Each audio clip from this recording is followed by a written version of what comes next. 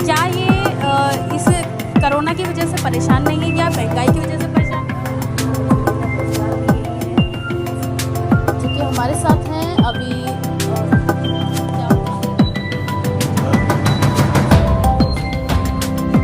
यहाँ पर कमर्शियल वाहनों का जमावड़ा आज भी है, उसी तरीके से आज भी हम देख पा रहे हैं। हाँ जी मैडम, काफ़ी परेशानी होती है, यहाँ पे जाम लग जाता है और जाम लगने के कारण व्यापारियों का आना जाना बहुत ज़बरदस्त होता है, लेकिन इंक्रोचमेंट की वजह से यहाँ।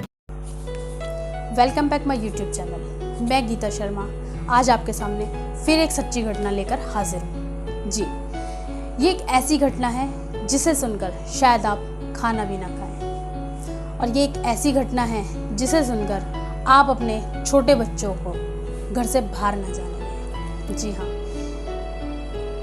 ये एक बहुत ही भयावह, बहुत ही भयंकर किस्सा है जो मैं आपके सामने आज शेयर करने जा रही हूँ। आप मेरे चैनल पर अगर नए हैं तो इसे लाइक, शेयर एंड सब्सक्राइब ज़रूर करें और बेल आइकन को ज़रूर दबा दें, जिससे कि इस चैनल पर आपको इसी तरह की कई नई खबरें और कुछ नई नोटिफिकेशंस आती रहती हैं। और इस चैनल पे आपको तमाम वो खबरें मिलेंगी जो हमारे समाज में चल रही हैं, तो वो आपसे छूट ना जाए और आप इस चैनल पर बने रहें और वीडियो को अंत तक देखें, क्योंकि ये जो घटना है इस वीडियो में अंत तक आपको देखना बहुत ज़रूरी है, क्योंकि इस वीडियो के माध्यम में ही आपको पता चलेगा कि इस घटना में क्या क्या हुआ और किस वजह से हुआ। बात करते हैं कानपुर की। घटना है कानपुर की। कानपुर में जो जिला अधिकारी हैं आलोक तिवारी, उन्होंने योगी आदित्यनाथ को एक पत्र लिखा कि उनके क्षेत्र में जो उनका जेल है उसमें एक दंपत्ति बंद थे जिसका नाम सुनैना और परशुराम है। उनके ऊपर रासुका के तहत मुकदमा दायर किया जाए और उनको जेल से बाहर निकलने न दिया जाए।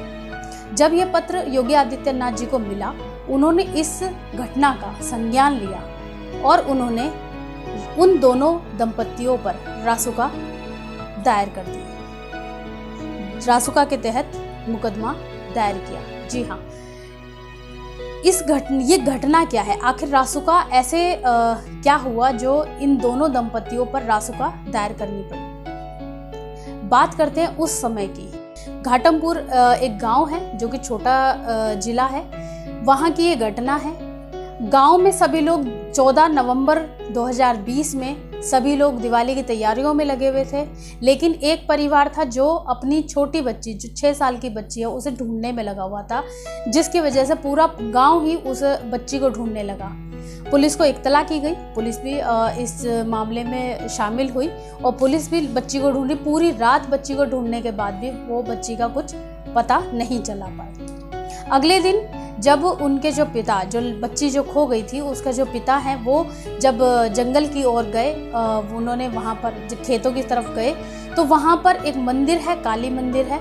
काली मंदिर के पास में एक सरसों का खेत है। सरसों के खेत में वो बच्ची का शव उन्हें मिला, जिसे देखकर पिता की चीखें निकल गई और वो वहीं पर बेहोश होकर गिर पड़े। जब उनकी चीखें गांव वालों ने सुनी तो वो भी वहां पर आ गए और पुलिस को सारी घटना बताई गई, तो पुलिस भी वहां पर मौजूद हुई। पुलिस ने जो शव को देखा, पुलिस ने उस शव को पोस्टमार्टम के लिए भेज दिया।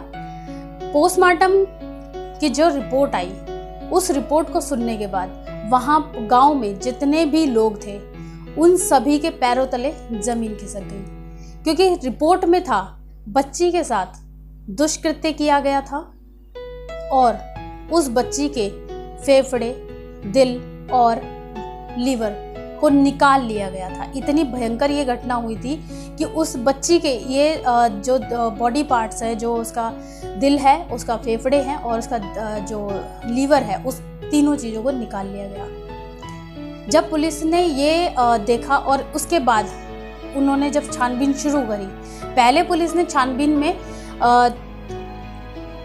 दुश्मनी का एंगल ढूंढा। दुश्मनी के एंगल के कारण कहीं ये घटना ना हुई हो, उन्होंने ये एंगल देखा तो ये भी कोई एंगल नहीं था, क्योंकि उनके माता पिता के किसी से ऐसी कोई दुश्मनी नहीं थी जिसकी वजह से ये कृत्य कोई कर देता। फिर उन्होंने तंत्र मंत्र का एंगल देखा, क्योंकि आप सभी जानते होंगे ज़्यादातर तंत्र मंत्र के कारण भी ऐसी घटनाएं होती हैं। तंत्र मंत्र का जो एंगल देखा गया तो उसमें जब उन्हें मुखबिर लगाए गए, पुलिस ने अपने मुखबिर लगाए, मुखबिरों के अनुसार एक नाम सामने आया जो कि है अंकुर, जो उसी गांव में रहता था और उसने मुखबिरों ने बताया कि जिस रात बच्ची घर से गायब हुई थी उस रात सभी लोग बच्ची को ढूंढने लगे हुए थे, लेकिन जो अंकुर है, अंकुर का कुछ अता पता नहीं था। तो अंकुर को पकड़ा गया, अंकुर को गिरफ्तार किया गया, अंकुर से पूछताछ की गई। तो अंकुर ने अपने दोस्त का नाम लिया जो इस कृत्य में उसके साथ शामिल था, और उसने वो घटना बताई जिसकी वजह से उस बच्ची के साथ ये सारी हरकतें इन लोगों ने करी। उन्होंने बताया कि जो परशुराम और सुनैना है वो उस अंकुर के चाचा चाची हैं, जिनकी 21 साल से शादी को हो चुके हैं, 21 साल उनकी शादी को हो चुके हैं और उनके कोई संतान नहीं है। संतान प्राप्ति के लिए उन दोनों दंपतियों ने जगह जगह जाकर अपना ट्रीटमेंट कराया, बहुत कुछ किया, लेकिन उनके कोई संतान नहीं हुई। इसी बीच परशुराम कोई जादू टोने, कोई काले जादू की कोई किताब उठा लाए जिसके अंदर संतान प्राप्ति का एक मंत्र लिखा हुआ था, एक टोटका लिखा हुआ था, जिस टोटके को इन्होंने अंजाम दिया। अब उस बात को सुनकर पुलिस भी स्तब्ध हो गई और पुलिस ने सुनैना और परशुराम को धर दबोचा। जब पुलिस ने परशुराम और सुनैना से पूछताछ की तो पूछताछ में बताया गया कि जो अंकुर उस लड़की का जो कलेजा, दिल और लीवर है वो जो लेके आया था, उसको उन्होंने अपने घर में पकाया और उन दोनों ने उसको खाया। खाने के बाद वो इंतज़ार कर रहे थे कि अब बच्चा हो जाएगा। क्या कभी ऐसा होता है? अगर सरकार ने उनको ये सज़ा दी है, रासुका की जो सज़ा दी है, मैं कहती हूँ इनके लिए ये सज़ा भी कम है। जी हाँ, ऐसे लोगों को तो इससे भी भयंकर, जो भी बहुत भयंकर जो सज़ा होती है वो मिलनी चाहिए। देखिए, तंत्र मंत्र के चक्कर में किसी को नहीं पड़ना चाहिए। आज के पढ़े लिखे युवा, पढ़े लिखे लोग हैं, आजकल हर बीमारी का, हर चीज़ का इलाज है, बस थोड़ा पेशेंस करने की ज़रूरत है। लेकिन इन तांत्रिकों के चक्कर में आकर लोग अपना तो नुकसान करते ही हैं, साथ में दूसरों का भी नुकसान कर बैठते हैं। ये चीज़ें गलत होती हैं, इन चीज़ों के फेवर में ना रहे, ये बहुत भयंकर है। इस वारदात में आपने सुना कि किस तरीके से इस वारदात को अंजाम दिया गया, क्या बीती होगी उस परिवार पर जिनके एक छोटी सी बच्ची के साथ ये सब कुछ हुआ, कितना भयंकर रहा होगा। इसीलिए ऐसी चीज़ों को ना बढ़ावा दें और ना ही इन चीज़ों के फेवर में रहें। आप मेरे चैनल पर नए हैं तो मेरे चैनल को लाइक, शेयर और सब्सक्राइब ज़रूर करें। और आपको जो भी सुझाव इस चैनल के लिए समझ में आए या जो भी आप सुझाव देना चाहते हैं, आप इस चैनल पर अपने कमेंट्स ज़रूर दें, जिससे कि आप तक वो चीज़ें पहुंच सके। और अगर आपके कोई सवाल हो, आपके कोई क्वेश्चंस हो, तो प्लीज़ कमेंट बॉक्स में ज़रूर लिखें। धन्यवाद। शब्बा खैर।